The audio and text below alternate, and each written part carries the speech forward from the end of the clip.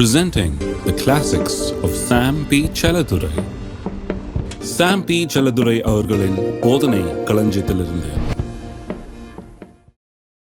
என் சத்துருக்களுக்கு முன்பதாக எனக்கு ஒரு பந்தியை ஆயத்தப்படுத்தி என் தலையை எண்ணெயால் அபிஷேகம் பண்ணுகிறீர், என் பாத்திரம் நிரம்பி வழிகிறது. இந்த 5ஆம் வசனத்தின் பிற்பகுதியை பார்ப்போம். என் தலையை எண்ணெயால் அபிஷேகம் பண்ணுகிறீர், என் பாத்திரம் நிரம்பி வழிகிறது என்றால் என்ன அர்த்தம் என்று பார்ப்போம். என் தலையை எண்ணெயால் அபிஷேகம் பண்ணுகிறீர் என்கிறதை முதல்ல கவனிப்போம். ஆடுகளை குறித்தும் அதை மேய்க்கிற மெய்ப்பனை குறித்தும் இவர்கள் இருவருக்கும் இருக்கிற உறவை குறித்தும் அறிந்து கொண்டால்தான் இந்த வசனங்களை நாம் புரிந்து கொள்ள முடியும். அந்த பாணியிலே தான் எழுதியிருக்கிறார்கள். ஆகையால் அதை புரிந்து கொள்வோம்.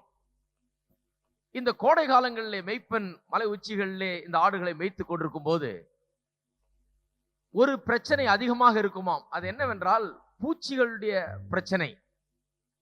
பூச்சிகள் அதிகமாக வந்து இந்த ஆடுகளை உபத்திரவத்துக்குள்ளாக்குமாம். ஒரு குறிப்பிட்ட பூச்சி வந்து மூக்குக்குள்ளாக முட்டையிட்டு, ஆட்டினுடைய மூக்குக்குள்ளாக வந்து உட்கார்ந்து அங்க முட்டையிட்டு அங்கே பெருகி உள்ள தலைக்குள்ள நுழைஞ்சு புழுவாக உருவாகி தலைக்குள்ள நுழைஞ்சு பிச்சு குடைஞ்சு எடுத்துருமா ஆட்டை. இன்னொரு பிரச்சனை இருக்கிறதாம் கோடை காலத்தில் ஆடுகள் மத்தியிலே. அது என்னவென்றால் இந்த தோலிலே ஏற்படுகிற வியாதி, ஸ்கேப் என்கிற வியாதி. அது எப்படி ஏற்படுகிறதா? ஏதாவது ஒரு ஆட்டுக்கு இருந்து ஏதோ ஒரு ஃபங்கல் இன்ஃபெக்ஷன் மூலமா அது உருவாகி அப்படியே அந்த ஆடு, இந்த ஆடுகள்லாம் என்ன பண்ணுமா, ஒன்னோட ஒண்ணு விளையாடி கொண்டு தலையை போட்டு தேய்க்குமா. ஒன்னோட ஒண்ணு ஒரு ஆடு கொண்டு வந்து தன் தலையை வச்சு இன்னொரு ஆட்டு மேல தேய்க்குமா. தேய்க்கும் போது என்ன, தலைக்கு தேய்க்கிறதுனாலதான் தலையில தான் முக்காவாச்சு இந்த ஸ்கேப் உண்டாகுதான்.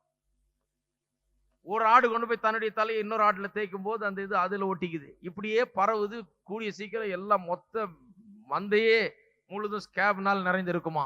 முக்கியமா தலைப்பகுதியிலே தான் இது இருக்கும் என்று சொல்லுகிறார்கள்.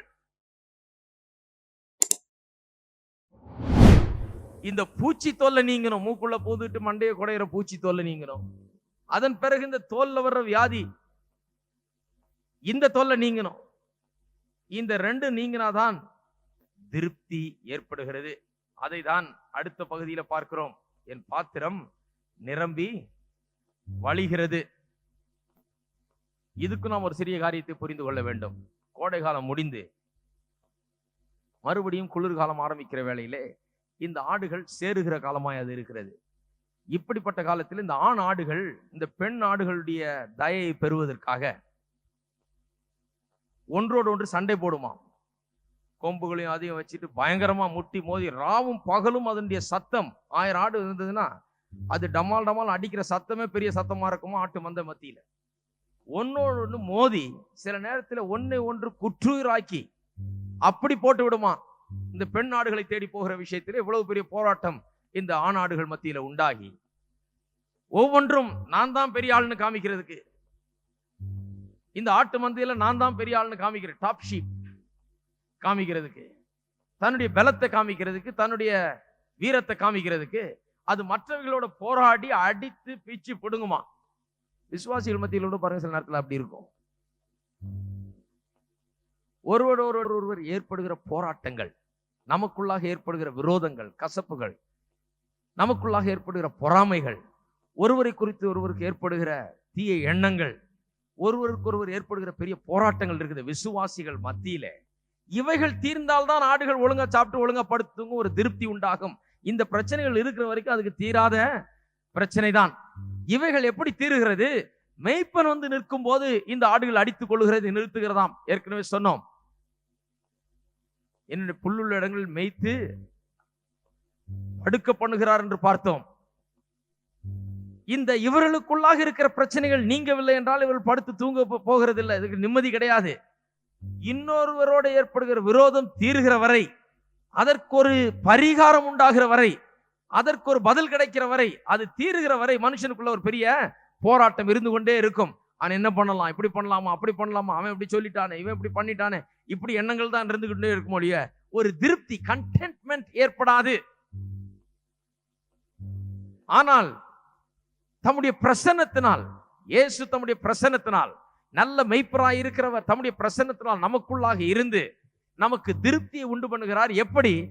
நமக்கு மன்னிக்கிற வழியை காண்பிக்கிறார். மற்றவர்களை மன்னித்து குற்றங்களை மறந்து நாம் அவைகளிலிருந்து, அந்த தீய எண்ணங்களிலிருந்து விடுபடும்படியாக நமக்கு வழியை காண்பித்து நமக்குள்ளாக ஒரு பெரிய நிறைவை உண்டு பண்ணுகிறார். அதெல்லாம் விட்டுட்ட பிறகு அப்பா இது முடிஞ்சதுன்னு ஒரு பெரிய ஒரு நிம்மதி ஏற்படும். பாவம் செய்துட்டு நிம்மதியா தூங்க முடியாது இல்லையா? ஒரு குழந்தை பாவம் செய்துருச்சுன்னா பாருங்க, தூக்கம் வராது. எப்போ அடி விழுமோன்னு அந்த பயத்திலேயே இருக்கும். அடி வாங்கிட்ட பிறகு தூக்கம் நல்லா வரும்.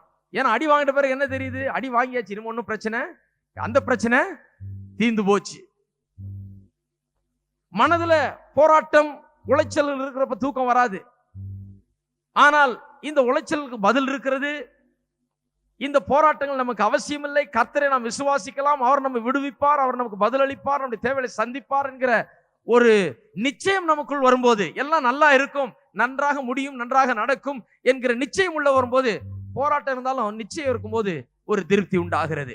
இவைகள் எல்லாம் தான் திருப்தி உண்டாகிறது. அதைத்தான் சொல்லுகிறார், என் பாத்திரம் நிரம்பி வழிகிறது என்று சொல்லுகிறார். as a contented person, ஒரு திருப்தி உள்ள மனுஷனாக தன்னை காண்கிறார். ஏன் திருப்தி உள்ள மனுஷன்? கர்த்தர் மேய்ப்பராய் இருக்கிறார், அவர் என்னை திருப்தி ஆக்கிட்டார் என்றார். இந்த திருப்தி இல்லாத மனுஷன் தான் போய் பாருங்க லோடலோட பேசிட்டு இருப்பான். ஹலோ, நிறைய கூடத்துக்கு அது பிரச்சனை இல்லைன்னு, திருப்தி இல்லாம அரகுர கூடமா இருக்குது பாருங்க, அதுதான் ரொம்ப சத்தம் போடும். 1000 பேரை குறை சொல்லிட்டு, இவர் அப்படி, அவர் இப்படி, இவங்களுக்கு தெரியாதா, அவங்களுக்கு தெரியாதா, இது அப்படி, அது இப்படி, இது சரியில்லை, அது சரியில்லை அப்படின்னு பேசுற ஆள் எப்படி? அவனுக்குள்ள ஒரு திருப்தி இல்லை, அவனுக்குள்ள ஒரு நிறைவு கிடையாது. அப்பா போதும், நாம நல்லா இருக்கிறோம், கர்த்தருக்குள்ள நம்ம சந்தோஷமா இருக்கிறோம், கர்த்தர் நமக்கு எல்லாவற்றையும் தந்திருக்கிறார், கர்த்தர் நல்லவர், கர்த்தர் நம்முடைய பிரச்சனை எல்லாம் தீர்த்து வைப்பார் என்கிற ஒரு பெரிய திருப்தி இவனுக்குள் கிடையாது. இவனுக்குள்ள திருப்தி இல்லாத இருக்கிற நிலையில தான் மற்றவர்களை குறை சொல்லி, மற்றவர்களை தீமையா பேசி, ஏதாவது ஒரு பிரச்சனையை உண்டாக்கி கொண்டு எப்ப பார்த்தா அங்கலாய்த்து கொண்டு இருக்கிற மனுஷன் யாரு? தனக்குள்ள ஒரு நிறைவில்லாத மனுஷன். திருப்தியா இருக்கிற மனுஷனை பாருங்க, அதனால பார்த்தாலே தெரியும் திருப்தியா இருக்க. பேசாம சாப்பிட்டு நம்ம வேலையை பார்ப்போம், நம்ம தூங்குவோம், நம்ம கடமையை செய்வோம் இருப்பாரு. இந்த திருப்தி இல்லாம உள்ள போட்டு அங்கலாய்த்து கொண்டிருக்கிற மனுஷன், ஏதோ வேதனை அதெல்லாம் ஒன்னுத்துக்கும் பதில காணாமல் ஒரு திருப்தி இல்லாமல் இருக்கிற மனுஷனை பார்த்தீங்கன்னா தான் அவன் தான் அப்படியே ததும்பி கொண்டிருப்பான். சங்கீதக்காரன் சொல்ற, எனக்கு திருப்தியா இருக்குது, நான் ததும்ப வேண்டிய அவசியம் இல்லை, நான் கலங்க வேண்டிய அவசியம் இல்லை, அங்கலாய்க்க வேண்டிய அவசியம் இல்லை, என்னுடைய பாத்திரம் நிரம்பி வழிகிறது. எத்தனை பேர் சொல்றீங்க என் பாத்திரம் நிரம்பி வழிகிறது என்று? எல்லாம் கைகளை உயர்த்தி சொல்லுவோம். கர்த்தரின் மெய்ப்பராய் இருக்கிறார். என்னுடைய மன உளைச்சல்களை போக்கி, அதற்கு மருந்திட்டு, என்னுடைய பாவ நோய்களை போக்கி, தீய எண்ணங்களை நீக்கி, தம்முடைய வார்த்தையினால் என்னை அனுதினமும் சுத்திகரித்து என்னை தூய்மையாக்கி, சகல விதத்திலேயும் எனக்கு ஒரு திருப்தியை அவர் உண்டாக்குகிறார். என்னுடைய பாத்திரம் நிரம்பி வழிகிறது. நான் என்னுடைய வாழ்க்கையிலே திருப்தியாயிருக்கிறேன், நிறைவை பெற்றிருக்கிறேன், நிம்மதியாயிருக்கிறேன். அங்கலாய்ப்பு இல்லை, கவலை இல்லை, வேதனை இல்லை. நான் திருப்தியானவனாக என்னுடைய பாத்திரம் நிரம்பி வழிகிறது. ஹல்லேலூயா. உண்மையாகவே கர்த்தர் நம்முடைய மெய்ப்பராய் இருக்கிறார். கிறிஸ்தவ விசுவாசிகள் ஒவ்வொருவரும் இந்த கர்த்தருடைய அன்பை ருசி பார்த்திருக்க வேண்டும். இதை அனுபவியுங்கள். கர்த்தர் உங்களுடைய மெய்ப்பன் என்று இந்த வாழ்க்கையின் இந்த பிரச்சனைகள் எல்லாத்திலையும் அவரை அனுபவிக்க வேண்டும். திருப்தி இல்லாத வாழ்க்கையா? கர்த்தர் திருப்தி அளிக்க வல்லவராயிருக்கிறார். மன உளைச்சல்கள், பிரச்சனைகள், போராட்டங்கள், வேதனைகள் எப்போ தீரும்? கர்த்தர் உங்களுடைய மெய்ப்பனாய் இருக்கும்போது தீரும். அவரை மெய்ப்பனாய் ஏற்றுக்கொள்ளுங்கள். அவருடைய உங்களுடைய உள்ளத்திலே வரட்டும். பாவ பிரச்சனைகள் எப்பொழுது தீரும்? அது குற்ற உணர்வை ஏற்படுத்தி கொண்டே இருக்கும். நிம்மதியா விடாத ஆள பாவம் குற்ற உணர்வு, கில்ட் உண்டாக்கி கொண்டே இருக்கும். நிம்மதி இருக்காது. அது எப்போ தீரும்? அது கர்த்தர் உங்களுடைய மெய்ப்பராய் இருக்கும்போது அது தீரும். அவர் உங்களை சுத்திகரிப்பார், கழுவுவார், மன்னிப்பார், உங்களை தகுதி உள்ளவர்களாக மாற்றுவார். பாத்திரம் எப்பொழுது நிரம்பி வழியும், குறைகள் எல்லாம் எப்பொழுது நீங்கும்? நீங்கள் கர்த்தரிடத்தில் வரும்போது, அவர் உங்களுடைய மெய்ப்பனாய் இருக்கும் போது, அப்பொழுதுதான் உங்களுடைய பாத்திரம் நிரம்பி வழியும். ஏதோ பொருளாதார விதத்தில் நிறைய இருந்தா நிரம்பி வழிஞ்சிடாது. ஏதோ மற்ற உலக பிரகாரமான காரியங்கள் நிறைய இருந்தா அது போதாது. அது ஒரு வாழ்க்கையின் ஒரு பகுதி தான், மீதி காலியா தான் இருக்கும். ஆவிக்குரிய வாழ்க்கை, கர்த்தரிடத்திலே உங்களுக்கு இருக்கிற உறவு, அவரிடத்திலே உங்களுக்கு இருக்கிற விசுவாசம், அதிலே தழைக்க வேண்டும், அதிலே வளர வேண்டும், அதிலே பெருக வேண்டும். அது பெருகாமல் பாத்திரம் நிரம்பி வழியாது, அது கொஞ்சம் காலியா தான் இருக்கும். மற்ற எல்லாம் இருந்தும் கர்த்தரிடத்தில் இருக்கிற விசுவாசம், நம்பிக்கையும், அவர் மீது வைத்திருக்கிற அன்பும் அது வளரவில்லை என்றால் பாத்திரம் நிரம்பி வழிய முடியாது. ஆகையால் கர்த்தரிடத்திலே உங்களை ஒப்பு கொடுங்கள். விசுவாசிகளாய் இருக்கிற நீங்கள் கர்த்தரிடத்திலே உங்கள் எண்ணங்களை மாற்றும்படியாக அவருடைய வார்த்தையினிடத்திலே உங்களை ஒப்பு கொடுங்கள். மாற்றப்படுங்கள், ஒவ்வொரு நாளும் சுத்திகரிக்கப்படுங்கள், திருப்தி அடையுங்கள். கர்த்தர் உங்கள் மெய்ப்பராய் இருக்கிறார். ஒவ்வொரு நாளும் அவரின் மெய்ப்பராய் இருக்கிறார் என்பதை எண்ணி பாருங்கள், அதை நினைவு கூறுங்கள், அதை மேன்மை பாராட்டுங்கள். சங்கீதக்காரன் பெருமைப்படுகிறது போல சொல்லுங்கள், கர்த்தரின் மெய்ப்பராய் இருக்கிறார், நான் தாழ்ச்சி அடையேன் என்று சொல்லுங்கள். அவரை மேன்மை பாராட்டுங்கள், அவரை துதியுங்கள், பாடுங்கள், ஸ்தோத்திரியுங்கள். கர்த்தர் உங்கள் மெய்ப்பர் என்பதை உறுதிப்படுத்துங்கள், அதை அறிக்கை செய்யுங்கள். அந்த சத்தியத்தை உங்கள் வாழ்க்கையிலே நிலைநிறுத்துங்கள். ஒவ்வொரு நாளும் அதை உரிமை பாராட்டுங்கள்.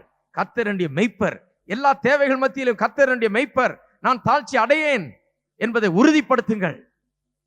சரீர பிரகாரமான தேவையிலும், மனதிலேயும், உணர்ச்சிகளிலேயும், ஆவிக்குரிய தேவைகள் எல்லாவற்றிலேயும் அவர் உங்கள் தேவைகளை சந்திக்க வல்லவராயிருக்கிறார்.